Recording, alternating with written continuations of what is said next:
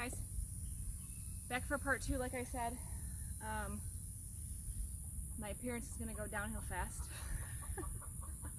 This is a real life working video, not like staged for camera use. Although clearly I should have done some thought to prepare the compost.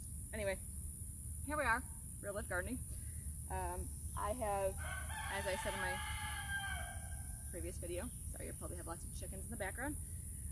In my previous video, I've added vermiculite, perlite, peat moss. Sorry, my camera's crooked. I gotta fix that up. It's gonna be nuts. There we go. Sorry. I've added perlite, vermiculite, peat moss,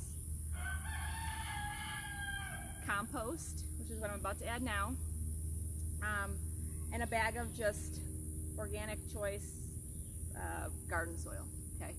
Again, if you have a dirt pit somewhere in your yard that you can dig from, go for it. That's free. A lot of people don't. So, buying the bags is another great option.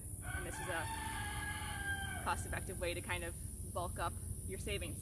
So now that this is pretty much good, you can see how much we've raised. I don't know if you can see this bed back there, probably not, but we've added probably a good 6 inches of volume to our beds, which is exactly what we wanted. Now we just need to add the compost and the fertilizer. So any all-purpose organic fertilizer is great, whatever you can get your hands on. I got this on clearance at Lowe's, so I bought like every single one they had. Whatever you can get, it'll say equal parts 5-5-5, which is nitrogen, phosphorus, and potash, I believe. Maybe not in that order. I'll have to fact check myself. But this is the one I'm using right now. I've used plenty. This is just, basically concentrated compost. And the bag, have you started making your own? Yes, I have made my own compost. I just got done shoveling it from over in the compost bin, and I'll show you. It's fantastic. I do a 3-bin system, and I'll do a separate video on that. I think I've been saying that for like months now, and I'll have to show it to you guys. 2 of the 3 kids are gone. All right, so for this, read the back. It'll tell you how much to apply per square footage.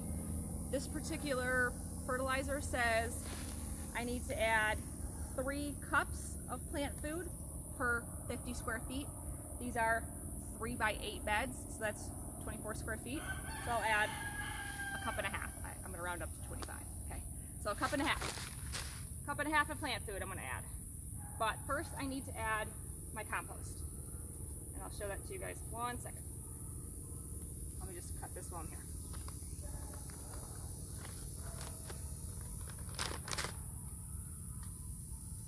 I mean, plant food is a great way to give your soil just a lot of nutrients. Compost can get expensive, especially if you're buying quality compost or you're making your own. Like I have, not an infinite amount because it takes time, and so I'm a little bit more selective with how much compost I put in my beds if I'm running low. If I have a lot, the more the better.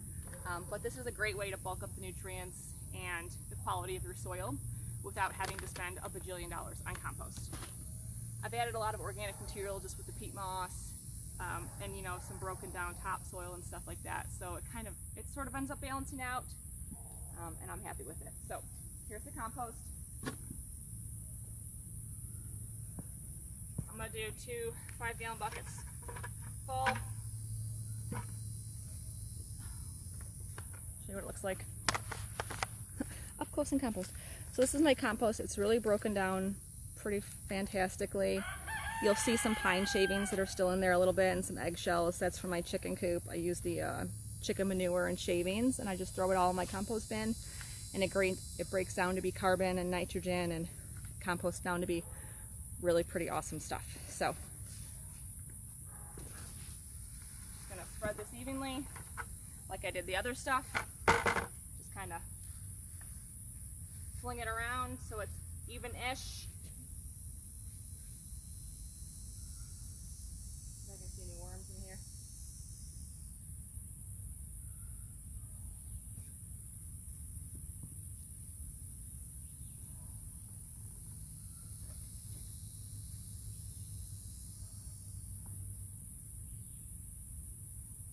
All right. That's good. Gotta pretty good layer here. Compost, you can see I've gotten almost up to the top, which is exactly what I want. I want to leave a little bit of space for mulch. After I plant my plants, I want to be able to add some mulch to keep it cool or keep it warm depending on what the temperature is, and also prevent weeds from coming up. So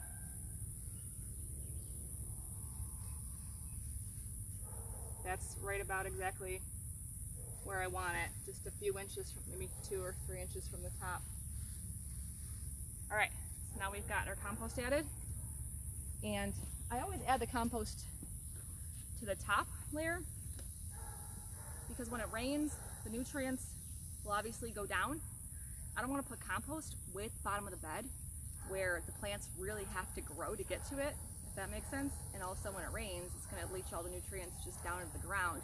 I want it to start at the top, so when it rains and it starts to leach down into the soil, the roots, especially the little tiny seedlings, will have a real quick burst of, you know, support and energy to get going off to a strong start. Compost can actually also act as a mulch. Like, it's technically a mulch and it will suppress weeds as long as you've got it hot enough to kill weed seeds.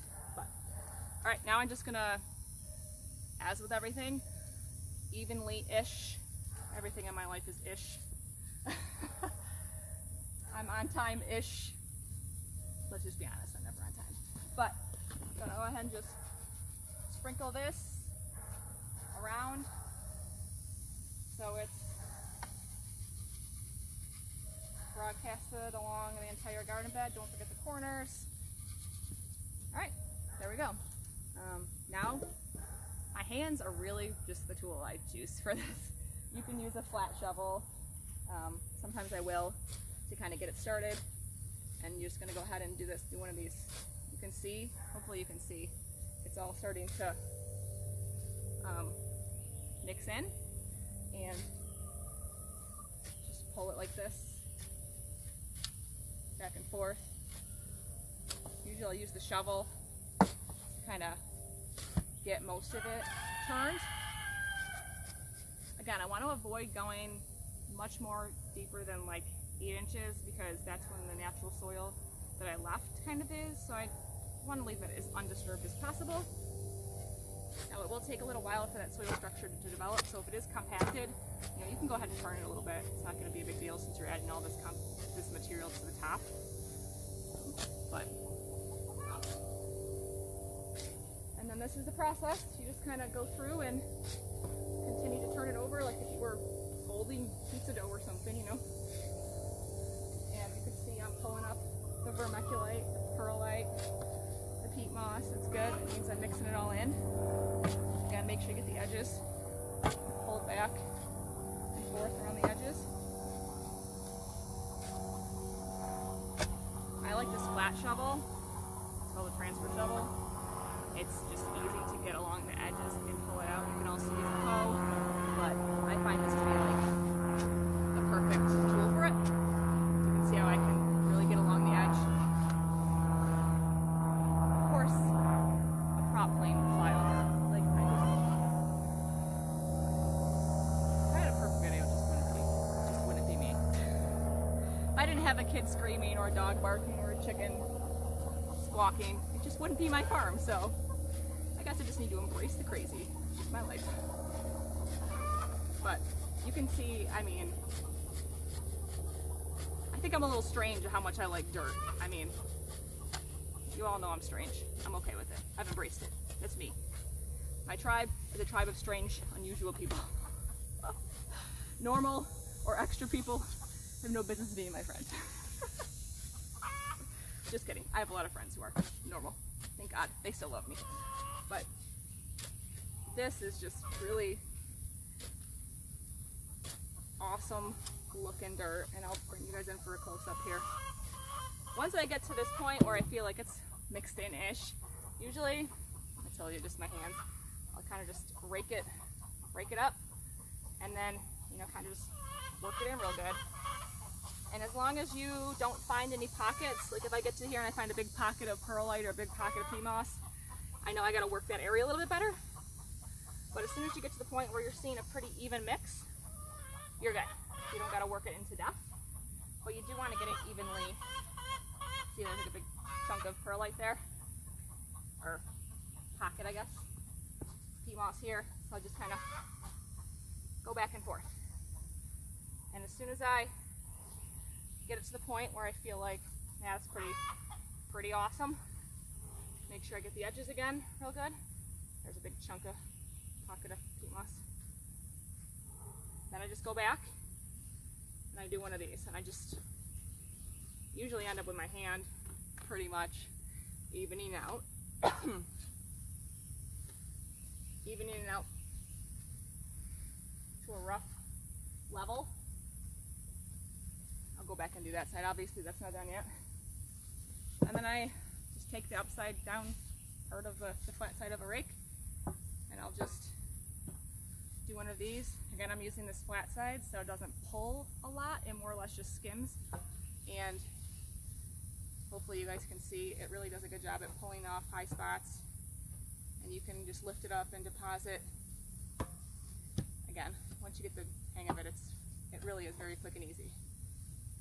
So that's a good looking bed of dirt, if I ever saw one. I'm going to show you guys here what it looks like. So this is the finished product. It went from looking like that, which I'll need to do. Obviously, I have some plants that are still growing here. I have a love bug on my phone. It went from that, which you can see how settled it is. And this needs a lot of love. It's been pretty worn down over the summer. To this. This is our amended dirt. It's a fantastic mix of peat moss, compost, vermiculite, perlite, garden soil, and did I say compost? And all-purpose feed. So now what I'll do is I'll take that drip irrigation and I'll put it down. And I'll show you guys how I do that. Again, sorry for the up-close view here. So if you haven't watched the part 1 video, go back and watch it. I talked about my drip irrigation in that one. But these are just my flexible drip tubing, which I absolutely love. And I'm just gonna lay them back down the middle and off both sides. These have a little stake at the end. You can use these, or I had these left over, or you can use the galvanized ones, which I'm about to show you.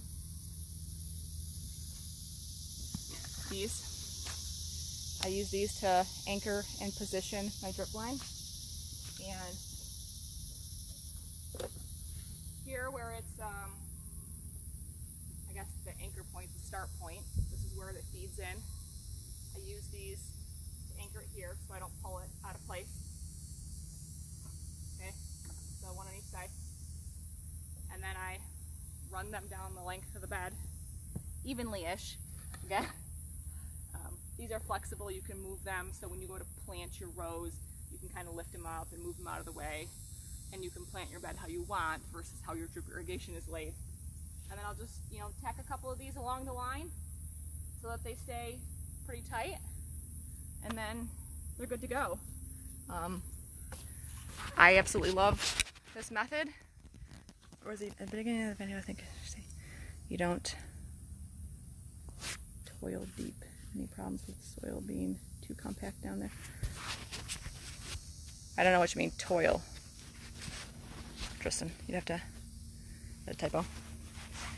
We have a lot of clay here. So you're either really sandy or you're really clay. Like we have that red clay that gets to be about, if you don't have topsoil scraped off, you'll have about 8 to 10 inches of topsoil.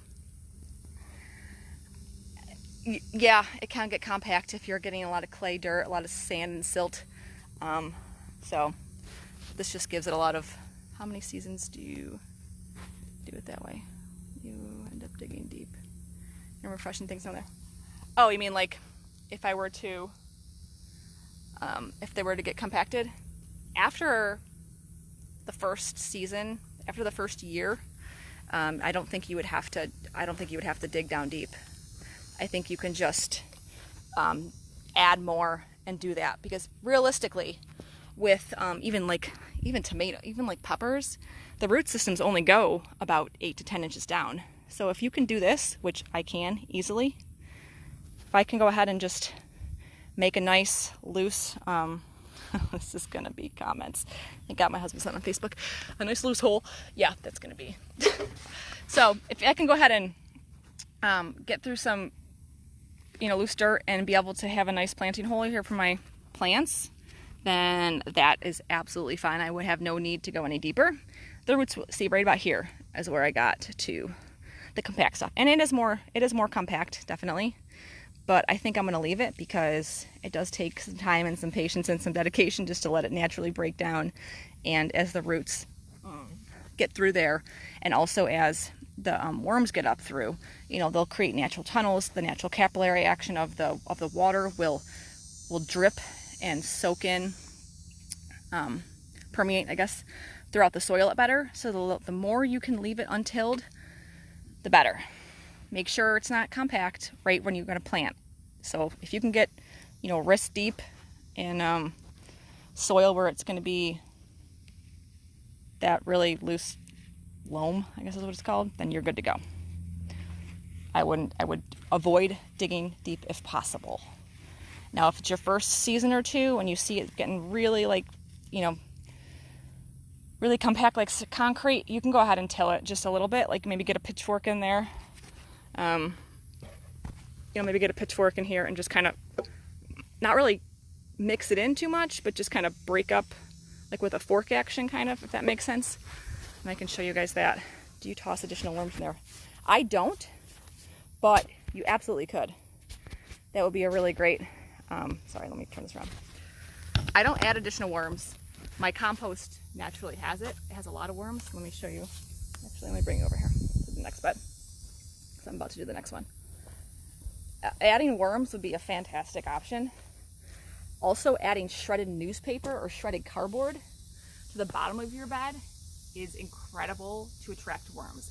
Worms love to get into like the shredded mulch or the shredded newspaper. They like to eat that, and they'll break it down for you. So anywhere I put like cardboard and it's laying around my property, if I pick it up, there's a million worms. So if you want to encourage worms to get in your bed, I highly recommend doing that.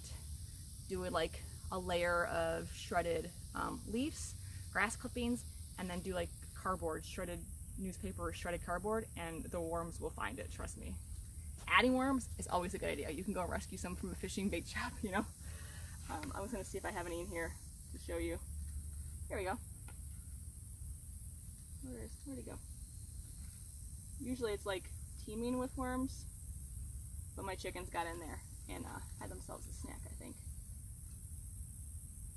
I have some. Maybe not. They've escaped. They're down in there. But if you keep it well watered, it will. I'm looking for worms here. They're fast today. If you keep it well watered though, oh my gosh, where did it go? Worm does not want to be caught. Maybe I'll just, well, you get the point. They don't want to be found today. Probably hiding from my chickens. But more worms the better. If you have a lot of worms in your soil, it means you're doing a good job. It's a really good indicator of, here, let me just do this. Let me show you. I'm gonna get my pitchfork and I'm gonna just out of curiosity, see what this looks like if I were to dig down in it. Here, let's go for a chicken tour. I'll show you some chickens for a minute while I'm walking around. There's a fluffy, fat gray one. Tick, tick. Looking through. See if we have any eggs. Really? You laying an egg? Don't be a mom. Please don't be a mom. You're good? You're good with me going in there? Okay. Oh, you got some eggs to get. Alright, I'll leave you alone. Came over here to get a pitchfork. But of course I have this thing attached to it. I can take that off because I don't plan on using this method anymore. Don't attack me. He's eyeing me. I wasn't messing with her. She's laying her eggs. She's still just fine. He doesn't love it when I go near them when they're laying eggs. I guess he's a protective papa. Hold on, give me 3 seconds. I'm gonna get some scissors.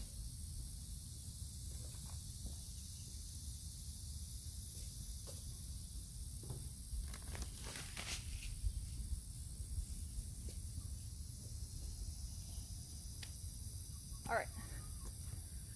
So yeah, I guess Tristan, that's a good point. It is going to take a little bit of effort at first to get your beds to this point. You know, adding a bag of garden soil and expecting just to never be able to till it again and never be able to add anything is unrealistic. You will most likely have to break it up a little bit at the surface, and also, you know, definitely continue to add lots of organic matter, which is compost or peat moss or, you know, shredded leaves, shredded grass clippings. Just make sure, obviously, that they haven't been treated. Don't get grass clippings with people, you know, from people who treat with weed killer, obviously. People don't think about that, and then they add it to their garden and they kill all their plants because they just had a full spectrum weed killer applied to their garden. Which is, I mean, easy to do if you're not thinking about it, you know? It's just kind of the way of the world now, but... So here is... Oh my god, I'm sweating so much. It's so flipping hot here. Let me move this camera so you can see what I'm doing. Hopefully it's not too much of a sun in the background. Stand by. I want to put the cameras down. Comments off. Okay, cool. You can see. Perfect.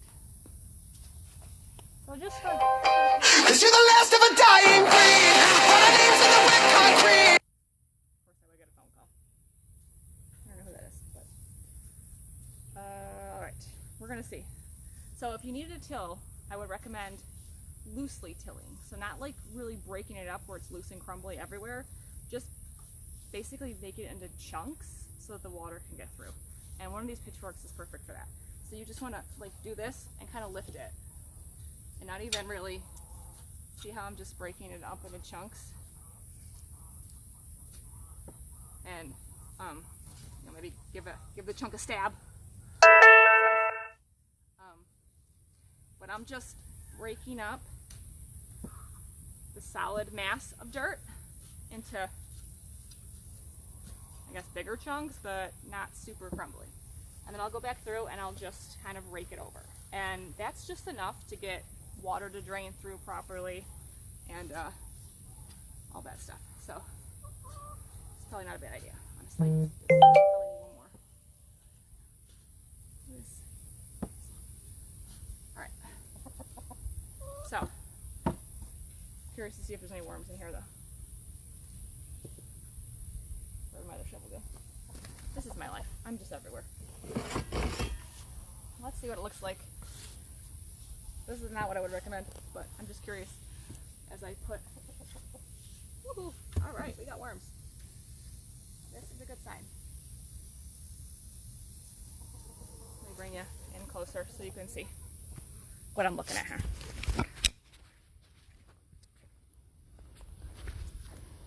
Alright, so breaking it up into just giant chunks like this is fine. You can see I've gotten, where are they? Worms. It's a wiggly one. Worms there. So a worm there.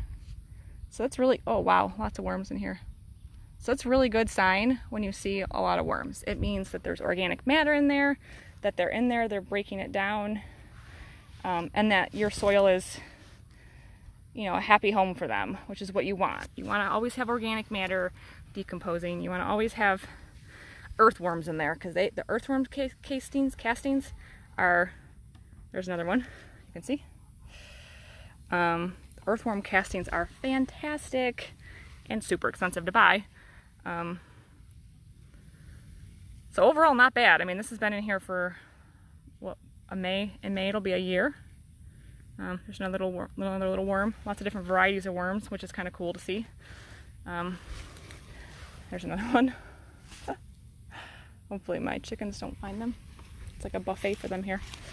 So I'm pretty happy with that, and that's about to the extent I would go to break it up.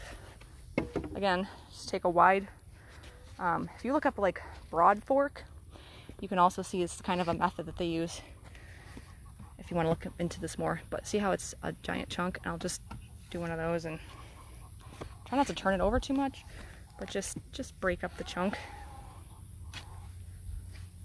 The plane, the surface, I guess. I don't know the terminology, okay? Like, sorry, if you're here for like a formal education on gardening, this is the wrong show to be watching. But that's about it, okay? Oh, there's another worm.